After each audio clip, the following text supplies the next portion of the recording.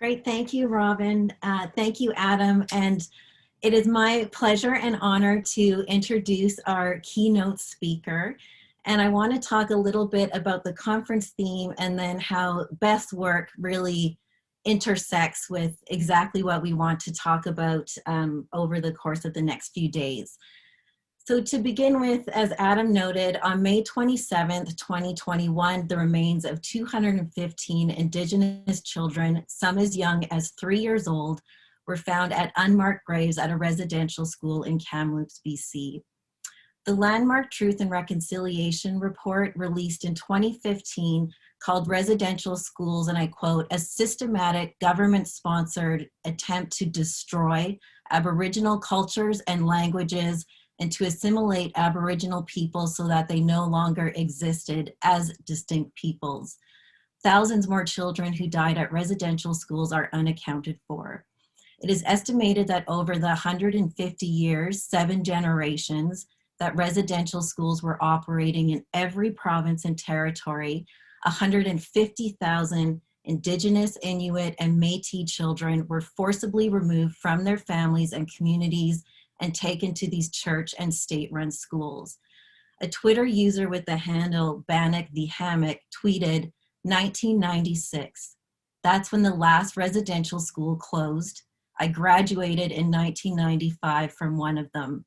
Don't tell me or anyone else that this was a long time ago.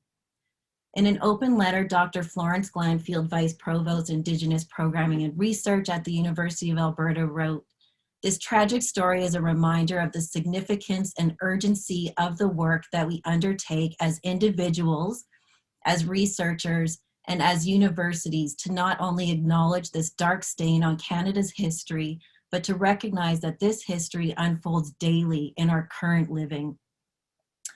Our conference theme, Northern Relations, invites us to consider the entangled, the excluded, and the overlooked, and look towards community and relationship and transformative teaching and research in order to find ways to take action as individuals within our institutions and through collective action to counter and resist oppressive social structures.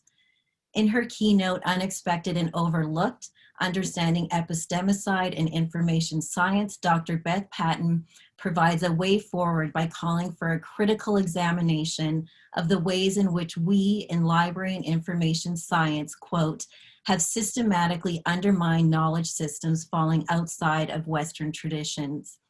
Dr. Patton writes, epistemicide is the killing, silencing, annihilation, or devaluing of a knowledge system. Epistemicide happens when epistemic injustices are persistent, systematic, and collectively work as a structured oppression of particular ways of knowing. Addressing epistemicide is critical for information professionals because we have tasked ourselves with handling knowledge from every field. There has to be a reckoning before the paradigm can truly shift. If there is no acknowledgement of injustice, then there is no room for justice. Dr. Patton is an assistant professor at Syracuse University School of Information Studies. Her research agenda focuses on the equity of information in 2 research streams, crisis informatics and cultural competence. She is the co-founder of the Library Information Investigative Team Research Group and a recipient of the Meredith Teaching Award for Early Excellence. Currently, she is working on projects about epistemicide, critical community resilience, and digital humanities and the civil rights movement. Please join me in welcoming Dr. Patton. We are absolutely delighted to have you with us today. So over to you, Beth. Thank you so much for that great introduction and that welcome, Adam, and letting us know what was going on, Robin. I really appreciate it. That was such a profound point you made, Tammy, about, it really struck with me about 1995. That's the same year that I graduated from high school. And so just really, I think one of the things we often lose when we think about history is, you know, that it really wasn't necessarily that long ago. So I want to make sure everybody can see my screens. If you'll give me a thumbs up and make sure I did that right, and then I'll get started. Great, thanks, Adam. So as Tammy mentioned, the theme of the conference and the name of this talk is Unexpected and Overlooked. And today I want to talk to you about epistemicide, and I want to frame that for us within information science, so that we can start to think about and ask ourselves these hard questions. And before we get started, I do want to say I'm going to be asking us some hard questions, and I'm going to be sharing some things with you that are hard. And I hope that you will have care and grace for me as I bring up these difficult subjects, and care and grace for yourself as you listen to these conversations today, and also in the future for your colleagues as you continue to have these conversations over the course of this conference and hopefully well on into the future. Adam did a beautiful job of a land acknowledgement, and I also wanted to take a moment to just talk about how important it is that we respect the histories, languages, and cultures of the First Nations, Inuit, all peoples of Canada, and those Indigenous to the United States, and that their presence continues to enrich our communities. Adam acknowledged the Métis land, and I am here talking from Huntsville, Alabama, and so I want to acknowledge that I'm presenting from Kusuwate and Chishikashi Yagni land. Adam mentioned this as well, and I think, you know, when we give it land acknowledgements, it's really important for us to think beyond about what it means besides just saying where we are. And I think one of the things that's really important is that this is a respectful way that we can build relationships, and it's a first step towards reconciliation, in that we acknowledge the authentic history of North America, and that we make sure that we are building a community where we can include the creation of all of these stories that have been historically missing. I also want to give a special thanks to Cass and Dr. Tammy Oliphant, who reached out to me and invited me to give this talk, and has continued to assure me that I am the right person for the job, as well as her co-conveners, Adam Worrall and Robin. I also want to acknowledge, before I get started, all of the scholars, the Indigenous peoples who have been doing this work for generations. I think one of the really important things for us to remember while we're having these conversations today is not that this work hasn't been happening, but this work has often been devalued and siloed and pushed to the side, and very often deemed less than. And so I really, you know, could not do this work without all of the scholars that are coming before me. I also need to say thanks to my co-authors, Dr. Melinda Sebastian, Jian Yun, Danielle Bertolini, and Alexandra Grimm, and all of my wonderful colleagues at LIT, the Library Information Investigative Team, who have listened to me ramble about what epistemicide is before I even had a term for it, and have helped me refine my ideas to what they are today. So I'll get started. Unexpected and Overlooked, Understanding Epistemicide and Information Science. As librarians and information professionals, we ask ourselves a lot of questions, and something I hear us talking about all the time is, how do we support people's capacity to know? And I think that's a really important question for us to be asking in information science. How do we make information available? How do we help people process that information? How do we support their epistemic development and their capacity to know things? We should also be asking, how do we harm people's capacities to know? This is something that I hear talked about way less often in our field. And to take it even a step further, I want us to think about, whom do we support and whom do we harm? The outline for my talk today, I want to introduce the concepts of epistemicide and epistemic injustice. I want to give you some examples of the different types of epistemic injustice so that you can recognize them in your spaces and in your experiences. I want to talk a little bit about the harms that occur because of these injustices, why this is so important for us in LIS and academia. And then I want to end by talking about some justice-oriented solutions. And I'm hoping to save time at the end so that we can have questions and hopefully a bit of a conversation. As Tammy told us, epistemicide is the killing, silencing, annihilation, or devaluing of a knowledge system. And this concept comes from De Sousa Santos's work in Epistemologies of the South, Justice Against Epistemicide. And he has even a new book that came out in 2020, I believe, Knowledge Born in the Struggle. And another thing I want us to think about is like, what happens? How do we develop these knowledge systems when all of these injustices are working to suppress these systems? And so really just acknowledging that this work is coming out of sociology and adding and from indigenous knowledge perspectives. So what are some examples of epistemicide? Unfortunately, we have quite a few strong examples of epistemicide, as both Tammy and Adam have mentioned already today. First, I'd like to talk about the transatlantic slave trade. When we think about what it meant to remove people from the shores of Africa and bring them to the United States, to Europe, to other places to work, we also need to think about what was lost in that exchange: language, ways of knowing, indigenous medicines, all of the things that made their experiences and how they knew, their capacity to know, completely changed when they got to the United States. And so really thinking about, not just did they lose their homeland, right, but they lost all of the ways that they had previously conceived what they knew about the world. And their language changed. They got new religions. They weren't allowed to read or write. Their family units got destroyed. And so what does that mean for the way that Black people in the United States have started to learn and reconceptualize their epistemologies based here in their experiences as descendants of slaves?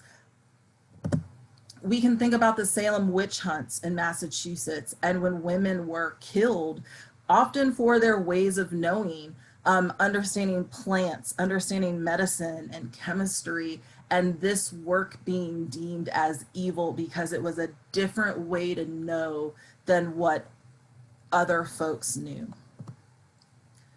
We can look at the Indian residential schools and the whole idea that they were to kill the Indian and save the man, right?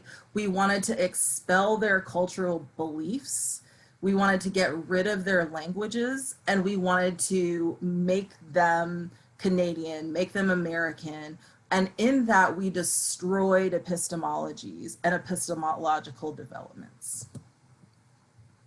We can also look at book burnings in Nazi Germany and look at the way that so many books that were deemed unworthy were destroyed, and especially literature is relating to LGBT community sexual health and things that, and other ideas that were not okay to be discussed and studied in Germany at that time. We can look to what's happening with family separation down at the southern US border and consider what these children are losing in terms of language and experiences from being separated from their families. And I think it's also important that we look at the wave of recent legislation that is looking to stifle and silence conversations about race and history in the United States and more broadly. One of the things that I find a lot of things really surprising by the 1776 report, but the idea that that social justice, liberation, historians like Howard Zinn, and of course they talk about Nicole Hannah-Jones and her 619 Project, and accuse them of being melodramatic and trying to disunite the country by setting communities against each other, and trying to disunite and diminish our shared history. But if we truly look back at our textbooks, at the history that gets shared and talked about, we've never had a united story about history. And there, you know, that comes up so often in our communities. If you ask folks why the Civil War was fought, and they'll tell you the South didn't succeed over slavery, and yet we can go and look at every article of secession and see that as an answer in every one of the articles of secession. There is a disconnect between the documents of history that we have collected and the ways in which people are interacting with them currently. Epistemicide suppresses the epistemic agency of some members of a group while elevating others, thus producing privileged and derogated categories of knowers. Patricia Hill Collins tells us this in 2017, building on a life of work. I think it's really important that we think about, you know, oppression that is generally happening in the world and really apply it to what it means about developing your own epistemologies, your own ways of knowing. Just like folks can experience oppression out in the world and interacting with healthcare systems, in finding housing, in banking and lending industry, we also experience that within schools and academia and in building our own ways of knowing. And this suppression of epistemic agency is an epistemic injustice. And that is the wrong that is done to someone specifically in their capacity as a knower. Miranda Fricker's work comes from sociology and women and gender studies, and she tells us that there are two types of epistemic injustice: testimonial and hermeneutical. And with my colleagues, we also have found two more: participatory and curricular. And so today I kind of want to talk about these four epistemic injustices. It's important to note that epistemicide happens when several of these epistemic injustices occur collectively, they're persistent, and they reflect a structured and systematic oppression of particular ways of knowing. These epistemic injustices can happen singularly, although often if you're in a marginalized community, you experience multiple of these epistemic injustices, so it compounds. And it's likely that if you are experiencing one of these, you are experiencing the others. So I very much see epistemicide as this large problem, and that these epistemic justices, if not corrected, if not interrupted, if not addressed, lead to a full epistemicide of a way of knowing. So to define each of these types of epistemic injustice, first, a testimonial injustice is when prejudice causes a hearer to give a deflated level of credibility to a speaker's word. Fricker wrote this in 2007, and so I think it's important to note hearer and speaker are not, you know, ableist terms. And so when I write, I use sender and receiver. I kept these words though, since I was using her definition. One of the examples she gives in the book is Atticus Finch defending Tom Robinson and talking about how even though Tom Robinson's testimony during his trial was believable and the truth, it wasn't enough to save him from the sentence that he received. And so even though he was telling the truth, he didn't have the testimonial justice of the jury believing him and what he said. I like this example too, because it really points to the idea that the information that is being shared is not problematic. It gets dismissed because of who is sharing the information. That's an excellent suggestion, Ms. Triggs. Perhaps one of the men in the room can make it. And if you're a woman in science, if you are a woman at all, you have probably experienced being in a meeting where the things you are saying have been overlooked only to have someone else repeat them and then it pick up steam in the room. Those are moments of testimonial injustice. Your testimony is not worthy. We can also look at these recent examples of Nadia Watomi, Naomi Osaka, and Meghan Markle and think about what it means when women of color speak out about mental health illness and needing mental health support. The uncomfortable truth is that when racially minoritized women speak out about their mental health, they're less likely to be believed than their non-racialized counterparts. This is really important for us to think about because when faculty of color tell you their experiences and we deny it or diminish it, we are not allowing their testimony. We are not giving their testimony the credibility that it deserves. And this is really important if we think about the struggles we've all faced, you know, across the world and are facing across the world in terms of COVID. It was the Black woman's third trip to the emergency department because she was feeling short of breath. She started to panic. She knew the COVID-19 death toll was climbing and that it was far worse for Black people than white people. And yet the doctors told her to go home again. But this time she pleaded, if you don't admit me to the hospital, I am going to die. I can't breathe. This is not the first time in the Black community we have not been able to breathe. Gary Fowler, a 56-year-old Black man, was denied COVID testing and hospital admission by 3 Detroit emergency rooms where he complained of difficulty of breathing. Deshaun Taylor, a 23-year-old Black man, was sent home twice from a hospital in Chicago, even after testing positive. Reginald Ralph, a 50-year-old Black man, was turned away from urgent care in suburban Chicago without being tested, in spite of labored breathing, fever, and a cough.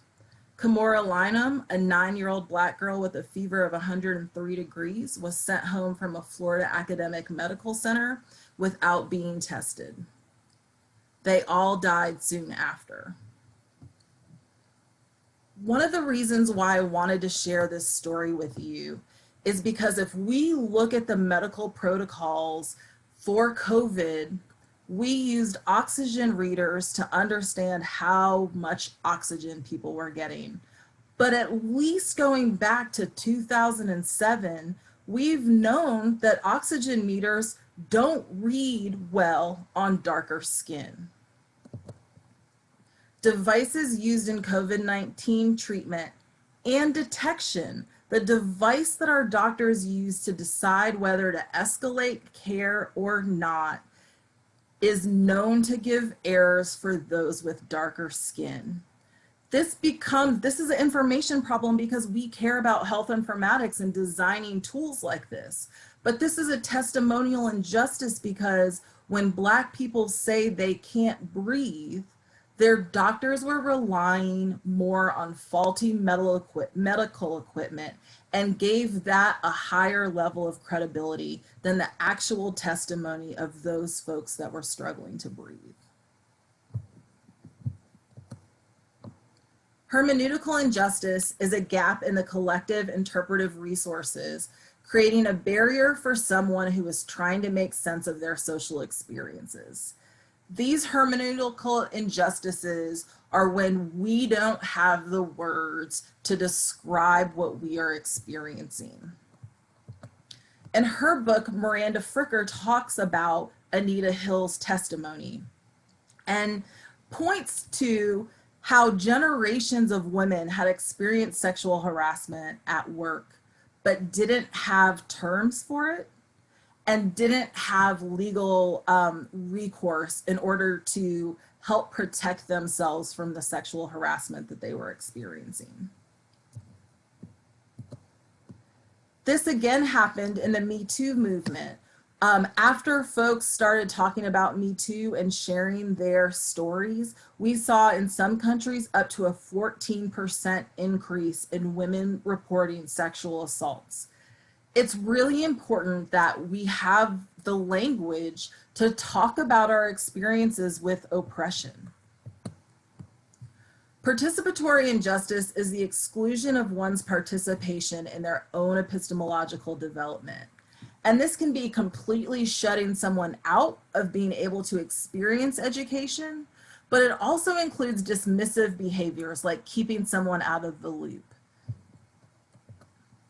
This is a picture of my grandfather. He grew up in Huntsville, Alabama, and when he graduated from college, he wanted to become a doctor. But there was no place in the state of Alabama that would let a Black man go to medical school. And so he had to go to Meharry in Tennessee in order to get his medical degree. Even after he finished his degree and started working, he had to see patients in the basement, and he wasn't allowed to participate in the professional development that his doctor colleagues were able to participate. Sometimes he had to sit in the kitchen and try to listen to from there, or sit on the other side of the curtains and be isolated and ostracized from the rest of the group. So what does it mean for us to be not just like we talk about, right? Like everybody has a diversity and inclusion group, a diversity, equity, and inclusion group now. What does it mean to actually include folks? And participatory injustice is really about this inclusion and all of the ways that that happens. So not just the physical keeping them out, but the social ostracization that happens when new folks, different folks come into our space. A more modern example of that is in 2013, UT Austin's computer science program began using a machine learning program called GRADE to make decisions about who got into their PhD program. There were several issues with the ways this program was designed, and it was built with many biases within it. So, for example, like HBCUs, historically Black colleges and universities, got lower rankings than their counterparts. If a letter of recommendation mentioned, you know, someone had hard times and they were working hard and really were improved, those kinds of thoughts were really like not captured and pretty much dismissed. And so what does it mean for all of the students who were maybe non-traditional students, who went to the colleges they could afford, who were dismissed and not allowed to come to the computer science PhD program? And what would be different about the PhD program at Austin had some of these other folks gotten an opportunity?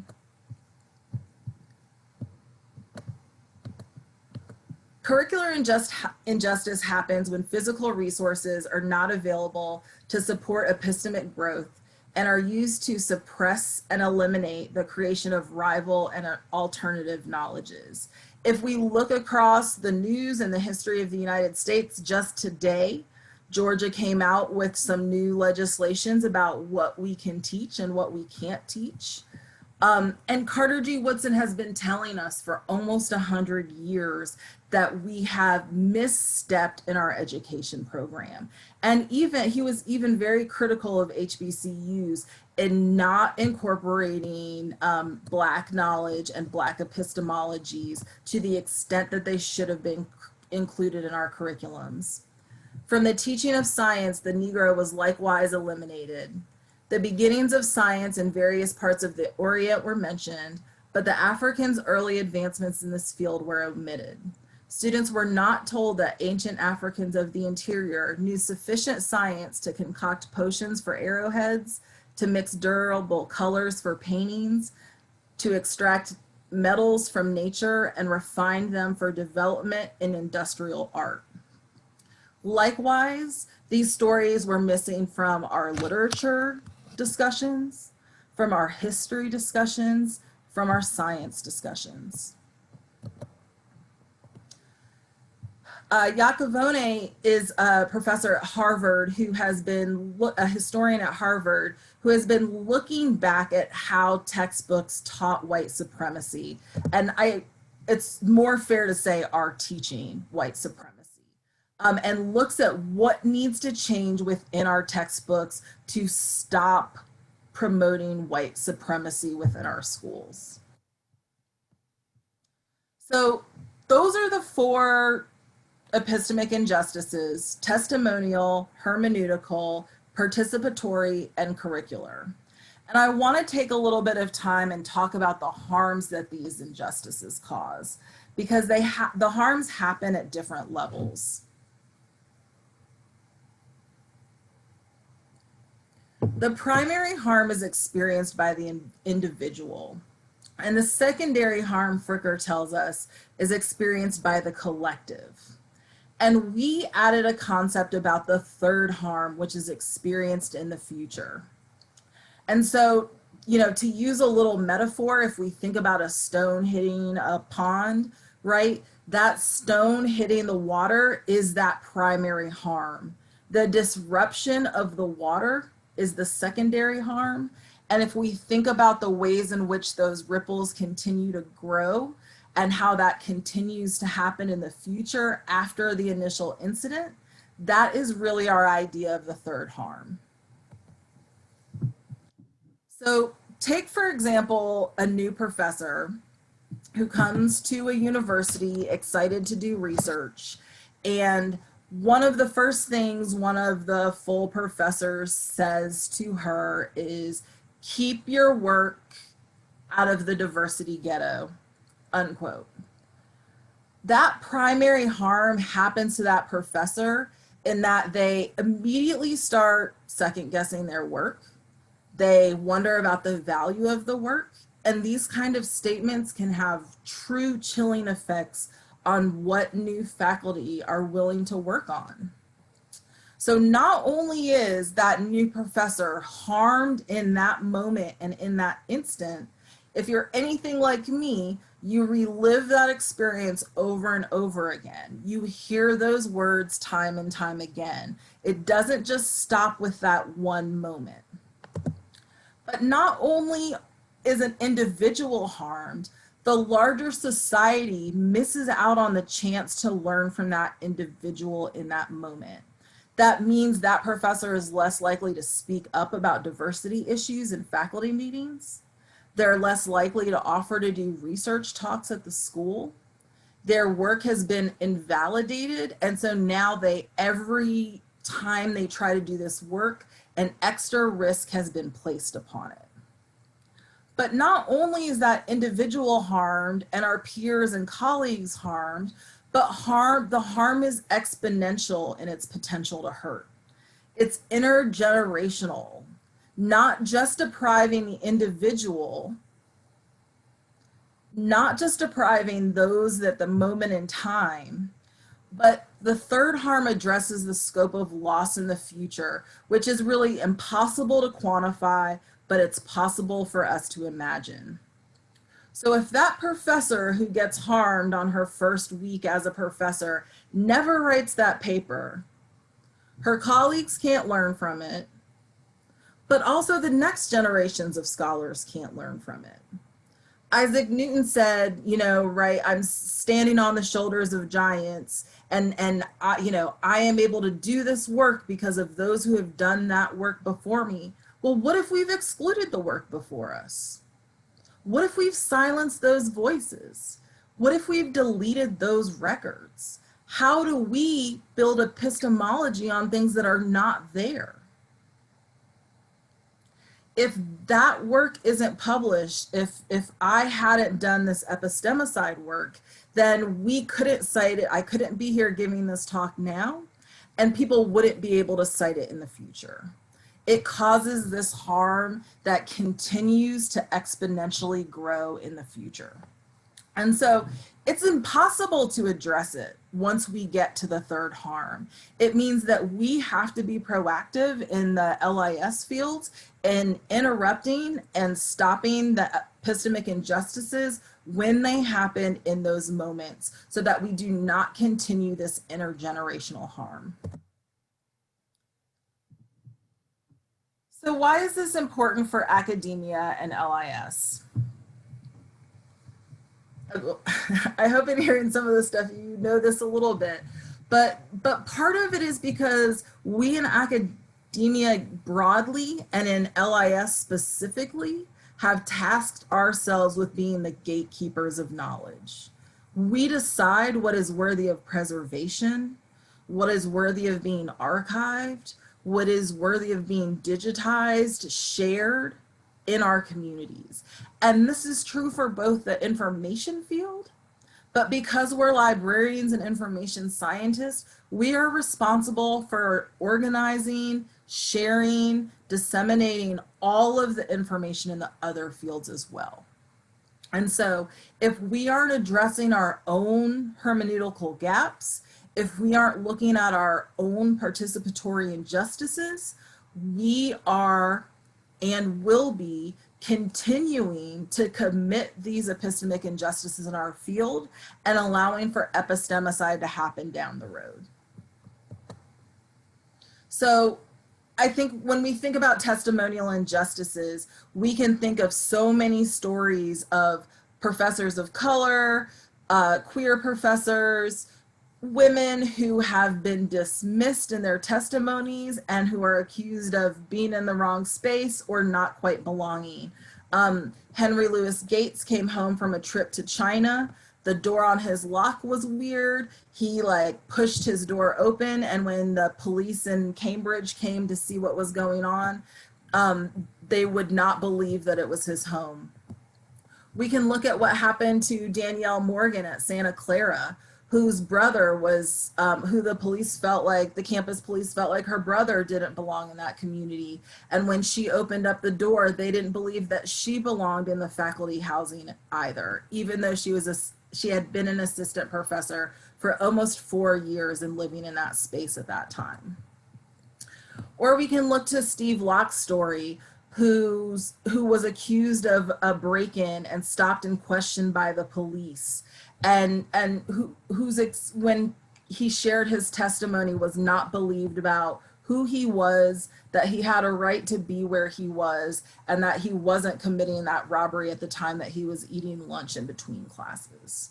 And these are extreme cases, but you know, there are so many examples of academics getting stopped at parking stations and people not believing that they're faculty, or interacting in conferences and people automatically assuming if you're a woman and you're a woman of color that you are a student and not a professor, even if you've told them you are a professor. That has to become validated by someone else. In 2017, I participated in an Elise panel called Communities in Crisis and What Everyday Acts of Terrorism Tell Us About Social Responsibility in LIS. This was really after the first wave, if you will, of the Black Lives Matter movement. And we worked on a panel all addressing different issues and the responsibilities we felt like library and information science had for our communities. And when we got to the question part of our panel, we got derailed because the discussion really revolved around the use of the word terror. And the argument was that terrorism can only be used to talk about state-sanctioned violence.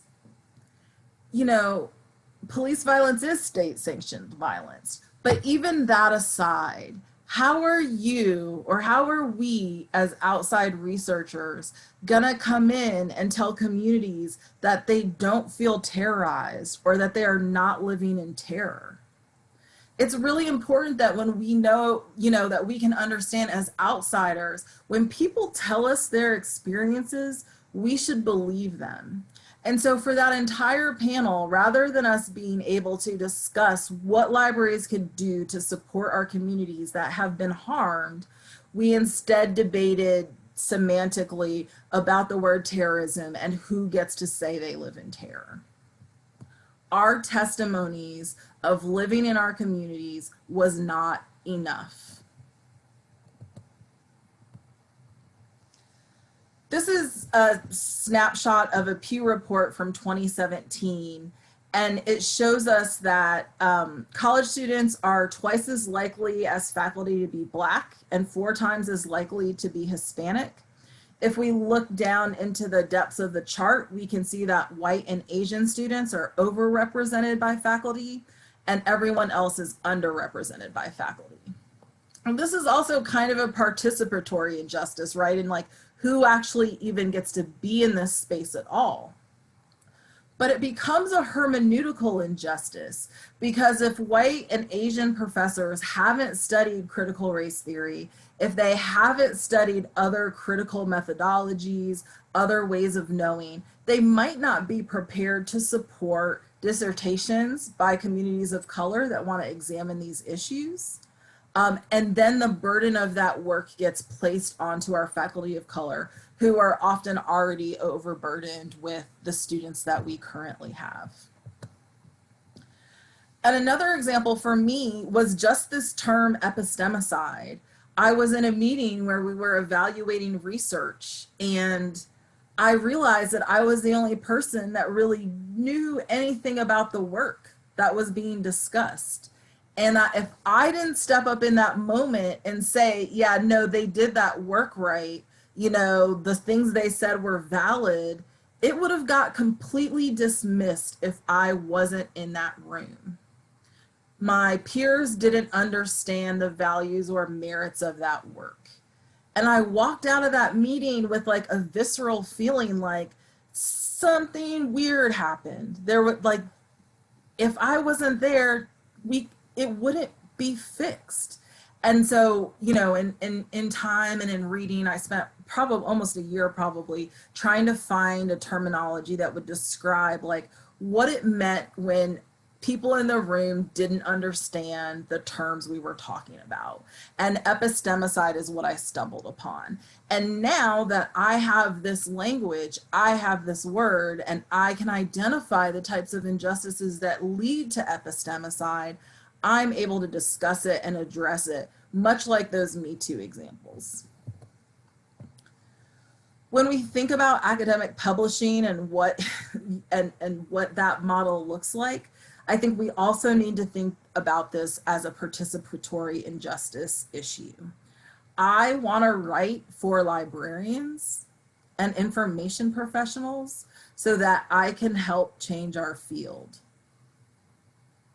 What does that mean, though, if in order for me to get tenure, I have to target journals that not every library has access to? Like, I don't want people paying $42 to read this paper, even though I think it's, you know, wonderful. I don't want them to pay that. This is an issue if folks don't have access to our work and we're just keeping it in the ivory tower, if you will. And I think it also merits a longer discussion, you know, not just about publication and citation counts, but how we consider impact at all in academia. Knowing that so many scholars of color value community work, community support, what does that mean to dismiss their values and only judge them on the historical things that we've named as important in academia? What does it mean for Debbie Reese's blog to be the most recognized blog about American Indian and children's literature and yet still not get tenure? What is the issue there? What does it mean when you can have a Peabody, a Pulitzer, and a MacArthur Genius Grant and not get awarded tenure? How do we talk about impact within our field?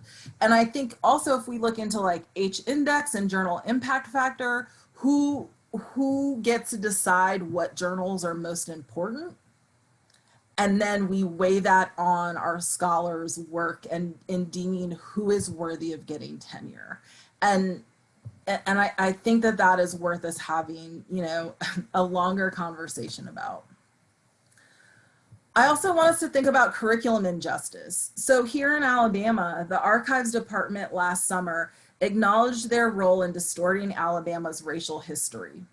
The State Archive and Department of History came out and said they had intentionally collected the history of the Confederate Alabama while intentionally not collecting Black history.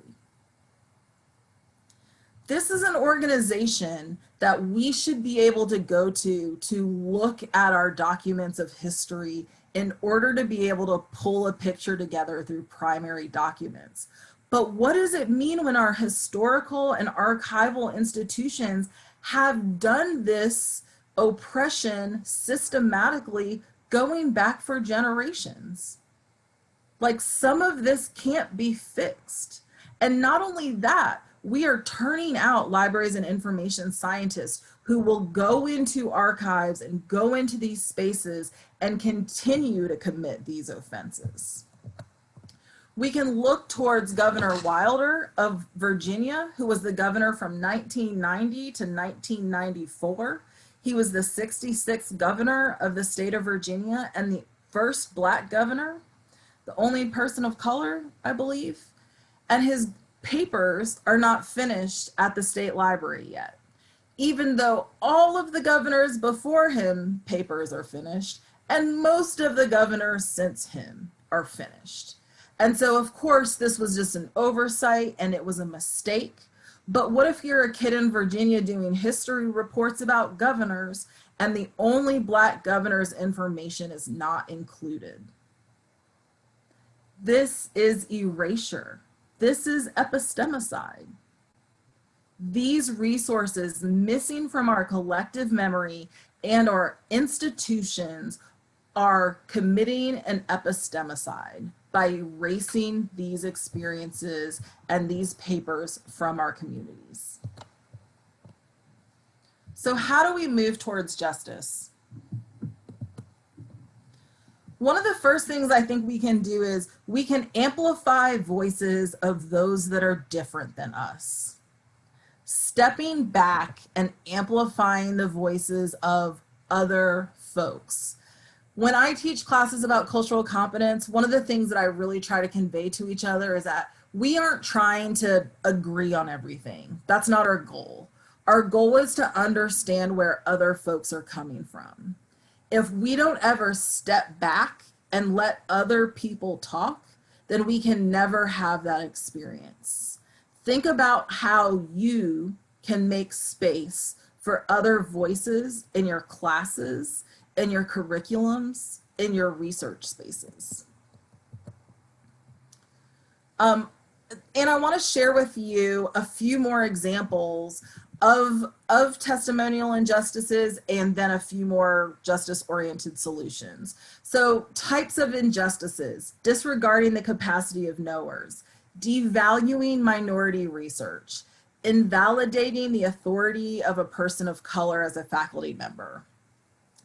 This fourth one I think is so important: silencing an objection against injustice.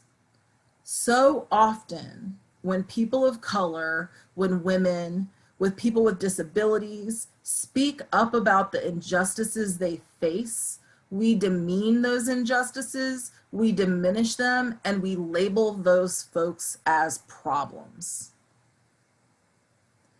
Their testimony of their experience is not valid enough for us to change our policies and procedures to make our spaces truly inclusive.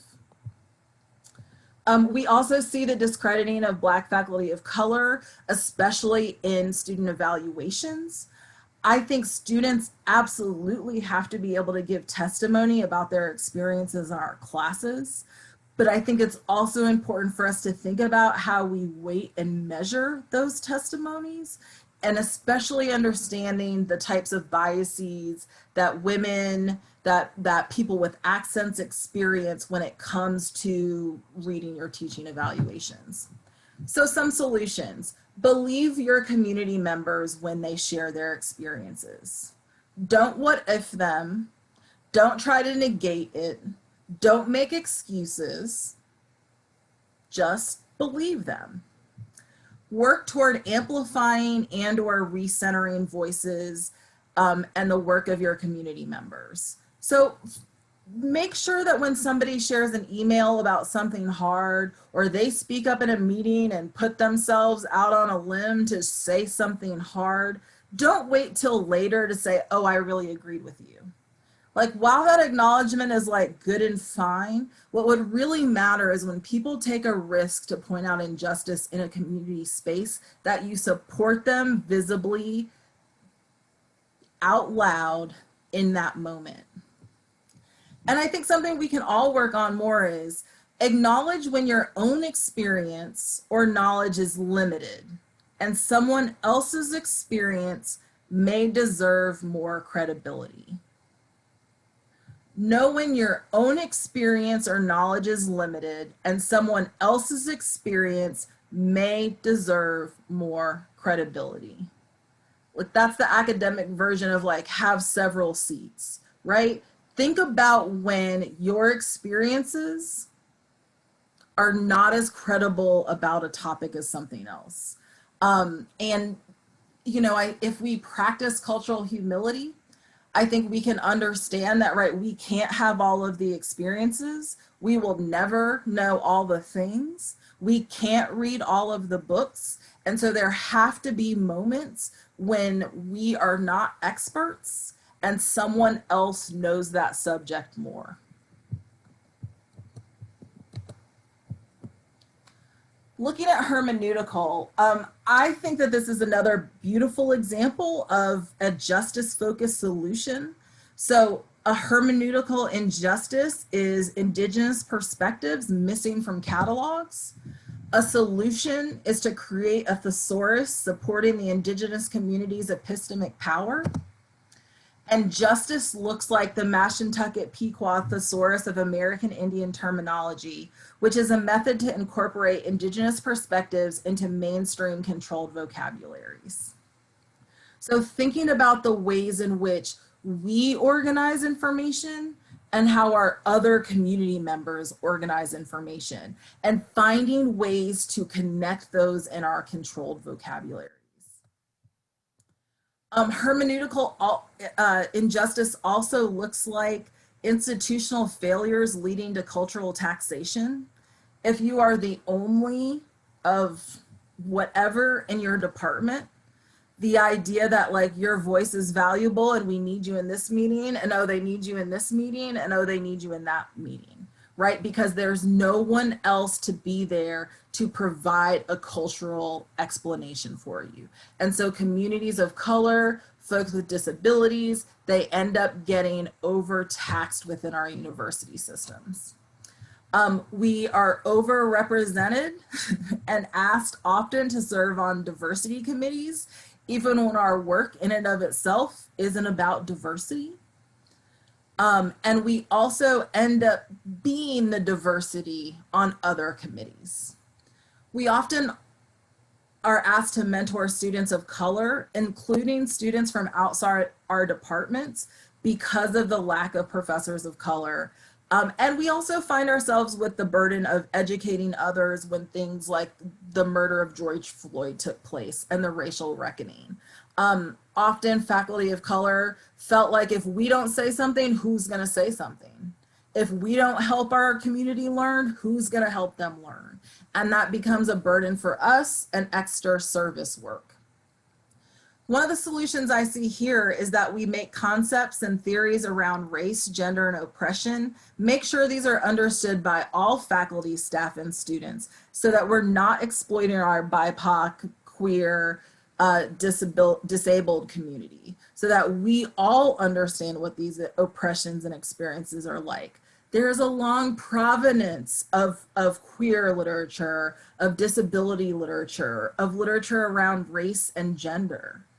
It's time for that to be introduced into our mainstream educational and university systems, so that we are not over relying on other folks, and so that we are addressing our own hermeneutical, lack of hermeneutical knowledge in this space. One way that we can think about addressing participatory justice is by practicing citational justice. Citational justice asks us to think critically about who we cite and thinking about whose voices are missing from the mainstream work, from our work that's deemed foundational, and making sure to add relevant voices into our work. Another thing I think we need to think about is open access and even how we measure impact within our field. If we look back to the hermeneutical injustice slide, I talked several ways about how faculty of color are overburdened with service work. And then service work doesn't count for us the same way that research and teaching do in a tenure evaluation. So not only are we overburdening our faculty of color with extra service, and then also acknowledging that students are coming to them because they want to be able to talk to someone that looks like them, we are also devaluing community service and committee service within our universities. There is so much work around discrimination in the tenure and promotion process. Often when we talk about diversity issues, issues of inclusion, issues of equity, there is low levels of engagement around these educational and inclusion efforts. You know, a diversity and inclusion committee isn't going to save us, but also the constant folks that don't even want to participate is telling in a whole entire different way. We want to make sure that we're mentoring faculty of color and that students of color have an opportunity to meet with faculty. And if we don't have enough faculty, then this becomes a burden again for our BIPOC faculty. So some solutions. Consider how journal impact might contribute to participatory injustice. Consider the high cost of making journal articles accessible. I was like, I'll just pay to have my Epistemicide article available to anybody, but it was like $3,000. And I was like, oh, okay, well, I guess this is not going to be accessible. How do we fix that? Let's reevaluate how we count impact for community work and service work within our universities in tenure decisions. And let's work towards creating more diverse and inclusive communities so that we lessen the educational burden on our BIPOC, queer, disabled community members. If the State Archives of Alabama isn't going to collect Black history, then we can look to smaller archives and organizations who are doing this work. The picture on the left is a picture of my grandfather who, after experiencing so many different experiences of oppression during his educational system, did not want that for his son. And so my grandparents sued the Board of Education in Alabama, and this image is my father integrating schools in the state. And so the story of civil rights in Huntsville, even though we were first in integration in schools in our state, is unknown and untold. And part of this issue is because it's hardly recognized in our state archive, much less at a national level. And so in having grassroots community organizations who are trying to archive, preserve, and digitize these materials and working to make digital humanities exhibits so that we can engage with this material engage in primary documents in a new way. Especially those documents that have been historically dismissed, not collected, or like siloed from our major collections. So these curricular injustice leads to a loss of a chance to learn from diverse knowledge systems. If you only read white authors, you are not well read. How are you going to go out into the library world and recommend books to all of your patrons if you haven't read books by other folks, right? And if we don't diversify what is in our syllabus, what we talk about in our examples, then we are continuing to push out librarians who have lost a chance to learn about diverse knowledge systems while they are in our program. Within our schools, we have a lack of diversity and cultural competence discussions. And when we do have them, it tends to be like diversity 101, where we're really just talking about semantics and we don't get to the level of addressing these issues. We stay at a very surface level conversation. And we also see a lack of Indigenous knowledge.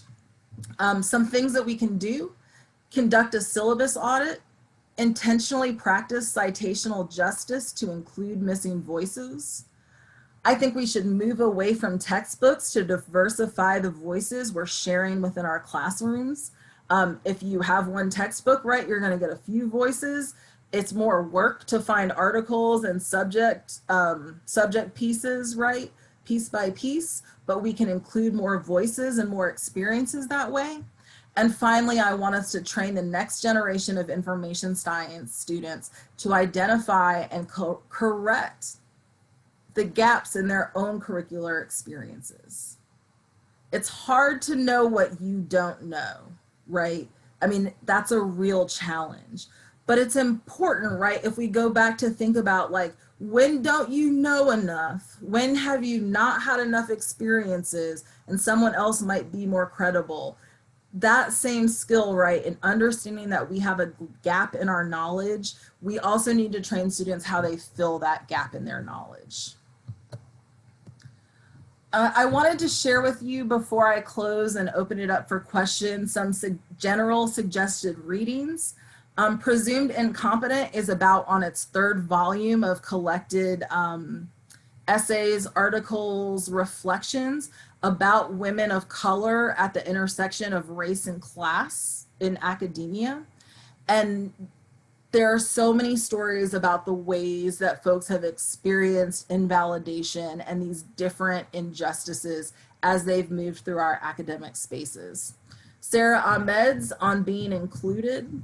I said we all have diversity and inclusion committees, and we need to really think about, what do we mean when we invite folks into our space, and how do we actually include them?